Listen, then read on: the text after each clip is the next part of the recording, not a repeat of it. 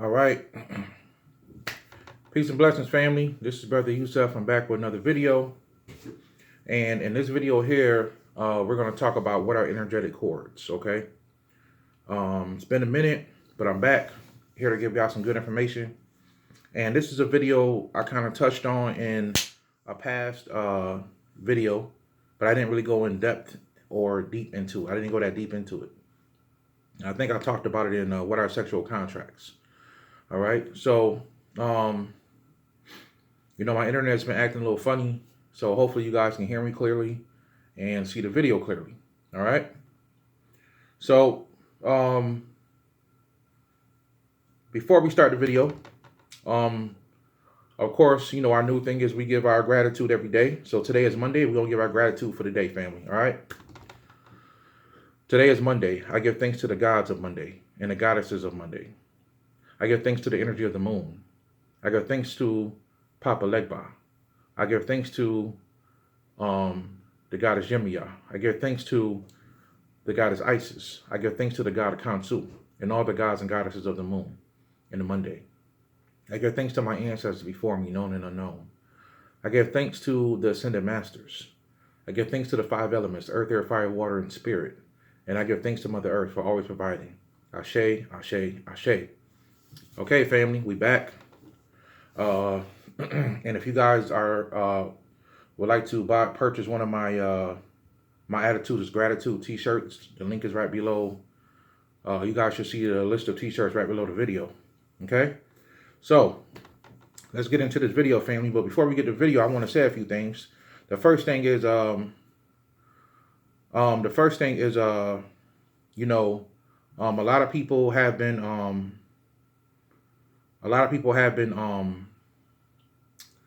hit me up for questions and emails, consultations. And I want to tell everybody, I'm trying my best to get to everybody. I'm a one-man army. There's a lot of questions I answer for free. I don't mind it if I have the time. If I'm on a Pacific, between YouTube, my email, and Instagram, I get a lot of questions every day, y'all. Probably over 100, right? So, first, the people that's going to pay for my time is the people I answer first. I don't mind answering free questions. I do that every day. But the people who want consultations, they already paid for my time, or they're looking to pay for my time. So I don't mind getting to them first, right? So I try to take care of that, and then I try to answer the free questions. And I just want you guys to be patient with me. Be patient with me because I'm trying to get to everybody. Okay. And it's a lot of people to get to. I'm a one-man army. Okay, I'm a one-man army. So I hope you guys have been keeping everything steady, keeping your energy balanced during this great time we're going through. We're going through a wild time right now in the world, but it's okay because we're in the midst of great change. This has to happen so change can happen. Okay, I want you guys to understand that. So I want to say that, and also I want to say, I want to say thank you for you guys helping me reach 11,500 subscribers. I'm very grateful for everyone who supports me and watches my videos. I'm glad you guys love the content. And of course, with growth comes, new level, new devil. And with growth comes people who lie on you. They just hate on you. They don't like you, because of who you are and what you're doing for the people. I give away more free stuff than I do. Only thing I make people pay for if they want my time is consultation. That's it. Right? So I got trolls coming on there who won't show their face, won't tell their real name, and they're saying that how dare you charge people for consultations, which is crazy. If I added readings to my consultations, I could charge people $100 because what people getting for $40 is already amazing, right? But apparently there's somebody who's coming onto my channel every now and then, and they're saying that, oh, BroYosef hexed me, and and they still talking crazy, coming on there challenging everything. I don't mind people challenging me. I don't mind people thinking I'm wrong. That's not offensive to me, But people get on there and say crazy stuff out their mouth, and then when you do something to them, if you do something to them, they want to cry about it. And apparently this person, I'm not gonna say they YouTube name because it's not even worth it because they have no subscribers, no content. They're just simply here to watch me. And apparently this person knows who I am. They know who I am. So this person knows who I am, and apparently they think I did something to them, and they're calling me by my real name, which I don't mind. They're calling me JoJo, which is my nickname. My family call me JoJo. I got a lot of names. I got, people call me Omen. That was on my left-hand path stuff back in the day. They used to say weird stuff used to happen around me. They call me Omen or Brother Omen. Um, Certain families call me Rocky. My auntie called me Rocky. JoJo is the major name people, they know me by, JoJo. So I don't mind somebody getting on there calling me by my name, but don't hide. If you hide and the truth is, you're a coward, and a part of you was scared of me. That's just the truth, But I'm not here to fight you, whoever you are. Maybe I do know who you are, but sometimes you got to play a fool to catch a fool. But whoever that person is, look, I'm not against you. If you know who I am, then I mean you know my phone number. You know how to contact me. So just, if you got an issue with me, just call me so we can talk about it. I'm a nice guy, But if you leave me no choice, you leave me no choice, So just call me. We could talk about it. I'm not a fighter. I love people, but I will defend myself and my family, spiritually if it come down to it. So you just can't get on here and start talking crazy stuff and think that it's going to be all good. I already warned you. I warned y'all trolls about that. And if some of y'all are people that I know and y'all trying to hide, don't come out later and stop hiding and say, well, you know me. Well, you shouldn't have been hiding. Maybe I wouldn't have hit you, Whoever you are. And this person saying, oh, I've been in your dreams. I've been giving you nightmares. Do it look like I'm having nightmares? Do it look like I can't sleep? I don't know what you're talking about. The truth is you're still hiding, So, people talk big when they behind the scenes. So it is what it is, man. I'm not on here to hate nobody. I'm not on here to start drama. I'm not a drama person. I hate negativity. But, as you grow and evolve, people try to bring that to you. So that just lets me know more and more I'm doing something right. I'm doing something right, and I won't let negative people distract me, okay? So I want to thank all y'all for getting on here and, being subscribers and for enjoying the content and helping the channel grow. I appreciate that. So let's talk about energetic cords, right? What are energetic cords, right? I want you guys to understand energetic cords are created by way of an extreme traumatic event, okay? Or extreme emotional event, okay? Something that happens emotionally that is an extreme emotional event, right? So it doesn't only have to be negative that's going to create an energetic cord. Energetic cords can be created by something positive, something that binds you with a person positively, So, and of course, energetic cords get most of the negative terms, and that's what people know them by, because people think it's all about draining the energy. No, sometimes you have a cord that just attaches you and another person together. It binds y'all together. But that binding can be positive or negative. That's all I'm saying, right? So that's very important to understand. So what are some things that can cause or create energetic cords? Well, of course, one of them is sex, right? And I think that's where I talked about this in my last video, what are sexual contracts? Sex, because of the emotional excitement. And if sex is really good, then, the emotional attachment that a person gets through passion and the enjoyment of sex, it can create a cord. Without a shadow of a doubt, every time you have sex with a person, you create a cord. This is why I was saying in the sexual contract video that when you have sex with a person, you're pretty much married to them. You're binded to that person for at least 7 years, right? 7 to 8 years. But if you're having sex with that person over and over and over a couple of months or years, then what happens is that cord gets thicker and thicker and tighter, and it binds you to that person. So that's why when you finally break up with that person, it's so hard to fully let go, because you have a cord. And that cord can be attached to your astral energetic body, your ethereal energetic body, your emotional body, right? It can be attached to your celestial body. It can be attached to all different types of yourself, depending on what type of cord it is, okay? I want you guys to really understand that. Now, another way that cord can be created is by way of abuse, right? So children, they have a lot of cords attached to them sometime when they're young by way of sexual abuse, mental abuse, or physical abuse, or even verbal abuse, They may have just had a parent or somebody a bully. A bully can create a cord, right? to the point where every time that bully comes around, you can almost feel that bully coming around, and the bully invokes fear, right? You wasn't scared of the bully until he started messing with you. But from him beating you up or causing you to be afraid every day, it's a cord that's connected between you and that bully, to the point where the bully can control you. He can control how you feel. He can make you feel bad. He can trick you one day, make you feel good, and then do you bad later, right? So parents who abuse their children, beat them up, burn them, hit them, hurt them. These are these cause energetic cords to be created between the abuser and the person who's being abused, to the point where as they move forward in life, they're affected by this cord and they don't even know, right? This cord can be attached to them that long. So it could be something where their parents talked down to them, told them they wasn't shit all their life. And then, they have really low self-esteem, to the point when they get in a relationship, they always feel like they're not good enough, right? Because of what's been told to them when they're young, right? I'm just using that as an example. These are the type of things that can happen. And this is why shadow work is so important. So you can go back and look at these things and get rid of them, and cut them off at the roots, right?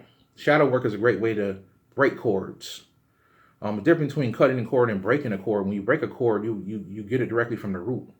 When you cut a cord, you just cut the cord itself, and the two ends of the cord just kind of wither away. They die off after a few hours, and they can't be reconnected at all. You have to get a whole new cord. But when you do shadow work, you kind of pull these cords out at their root. This is why it hurts so bad when you go do shadow work and you look deep inside yourself.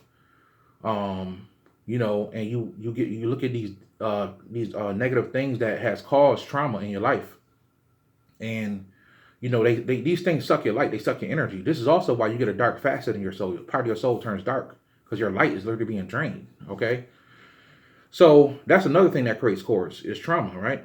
So sex, abuse, or trauma, right? Marriage is another thing that can create cords, because marriage is a ritual. So rituals themselves can create cords. So marriage being a ritual, it can create a cord because of what you just went through. So there's a cord that's created between you, your spouse, and the state that you live in. And what I mean by that is, I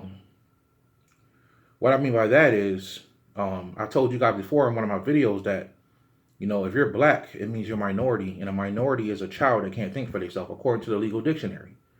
So if you're a child that can't think for itself legally, then that means legally you need a third party to come in and marry you. So if we knew how to conduct contracts and we know how to do trust and you study law, then we would know how to marry ourselves. I'm talking about people who has been married for years, like myself. I've been married for going on 14 years, and I didn't know metaphysics or anything back then. So I'm not talking about people like that. I'm talking about people that's going to think about getting married in the future. You might want to study trust law. You might want to study, the legal system, so you can know how to arrange that for yourself if you want. Because subconsciously, the reason why a man doesn't really want to get married, because subconsciously he doesn't want to be binded to a contract.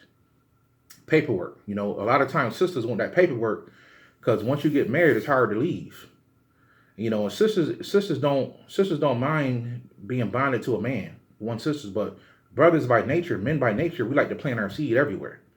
So I'm not saying that all men are hoes or dogs, right? Like some sisters might say. What I'm saying is, by nature, men want more than one woman, right? And a sister can be binded to one man. So she doesn't mind getting that paperwork and binding herself to one man for life, right? And some men don't either. But usually a man don't want to do that because he doesn't want to be binded to a contract. So because he loves the woman, he gets married to make her happy. And I'm gonna tell you right now, brothers, you should never get married just to make a woman happy, because you're gonna suffer for that. You're gonna be miserable all your life. Get married because you want to get married. But like I said, there's ways around that. You can do marriage in different ways. So marriage between you, the state, and your spouse creates a cord.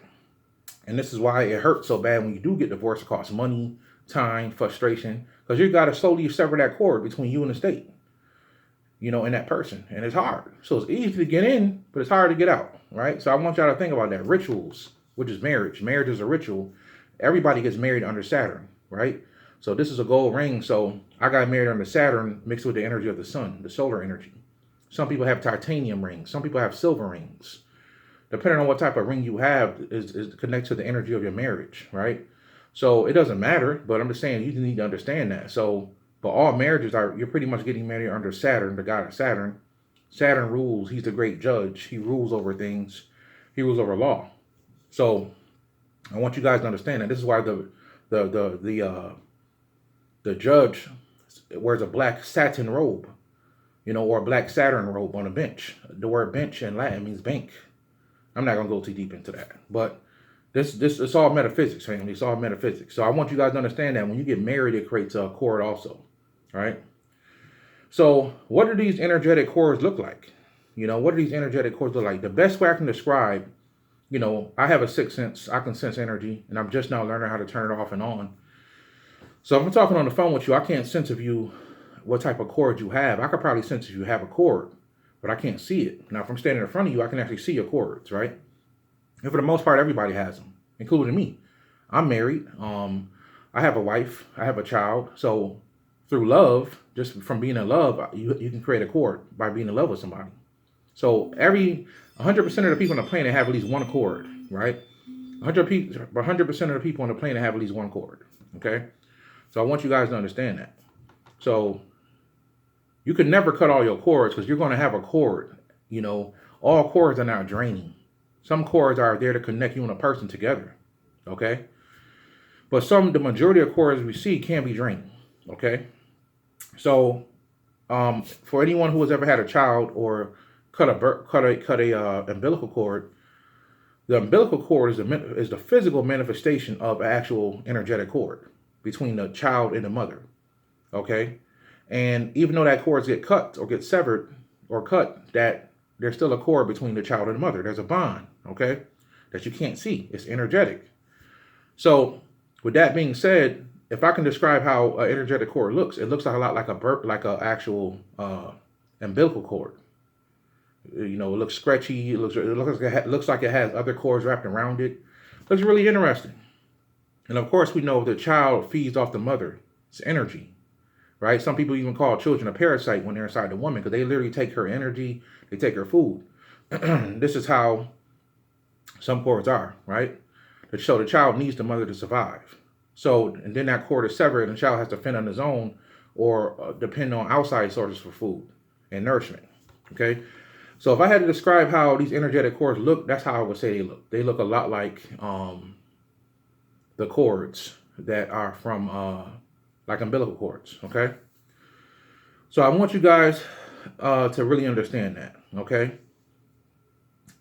So yeah, not all cords are bad, family. Not all cords are bad. So what I want to talk about next is some ways that you can cut these cords because they all can't be cut by you, okay? The cords that carry more of a higher positive frequency, you can't cut with this instrument I'm going to talk about, and you're probably not going to be able to see them unless you have a really good eye. So you don't have to worry about cutting the wrong cord. The lower vibratory cords, the lower vibrational cords are the ones that can be seen easily, and you can cut with this cord. And the type of or this blade, and I've talked about this before. What you guys want to do is get you an obsidian blade, okay? I've talked about obsidian before. Obsidian is not one of my most favorite stones. It's really made for absorption of energy.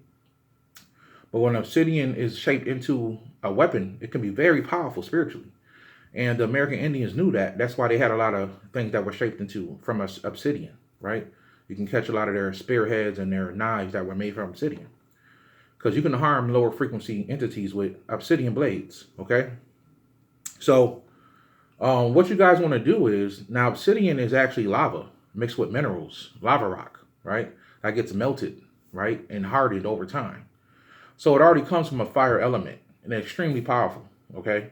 So what you guys are going to want to do to cut some of your own cords is, and you're not going to be able to cut all your cords. Some of your thicker cords that were created by way of trauma and created by way of some really traumatic event are going to have to be cut by a master. You're going to have to find a master or somebody who really understands how to cut cords to really charge up themselves and the weapon and cut the cord, right? And all weapons to cut cords don't have to be sharp. It just has to be the right tool to cut the cord.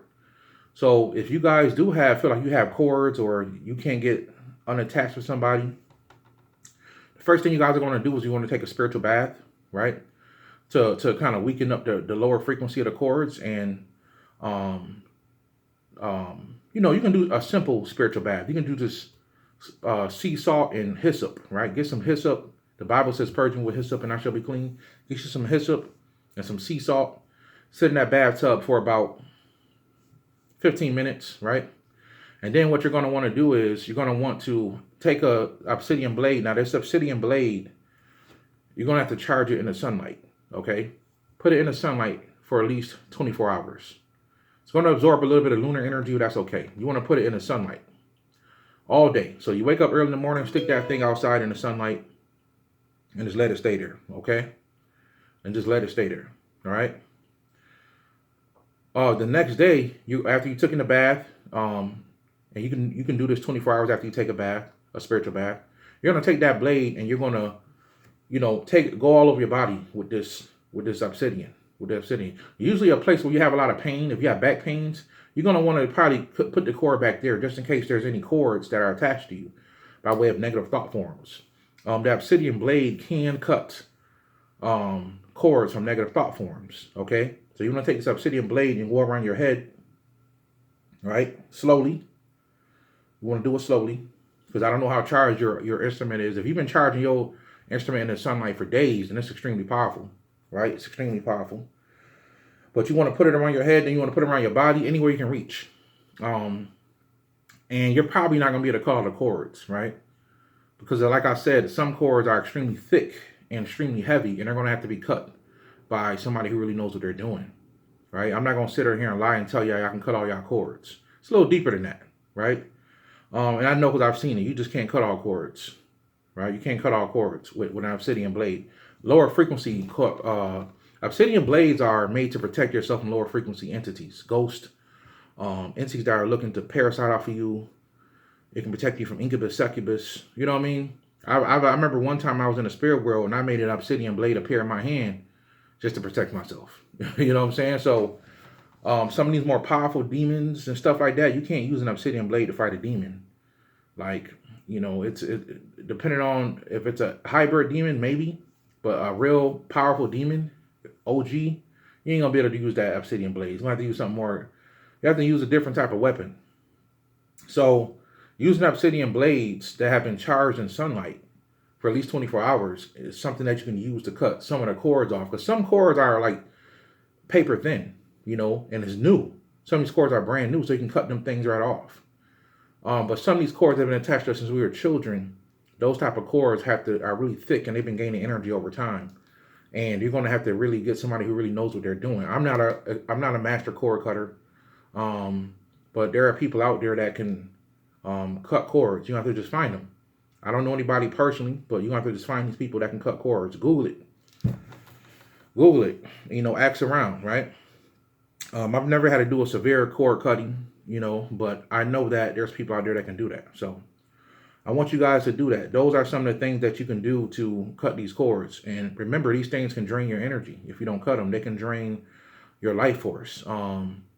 They can also take things away from you as far as your ability to be passionate. Some of y'all, may wonder why I don't feel motivated no more. It could be because you have a cord attached to you and somebody's stealing your energy, your creativity, right? You can do that, right? You can do that, right? You can take somebody's creative energy. You can take somebody's ability to want to do anything. You can take away all their ability to be, they're stagnant now because you've taken all away their passion, their emotion, their drive. You've taken all their drive away, okay? So I wanted you to get on here and just do a video to help you guys understand that. And understand what these cords are, okay? Once again, BroYosef has been fine. I've just been, of course, busy doing things, taking care of things. But I wanted to get in here and do this video because I thought it was important. I've been getting a lot of questions about it. And, I try to always give you guys solutions. There are not really a lot of books on cutting cords.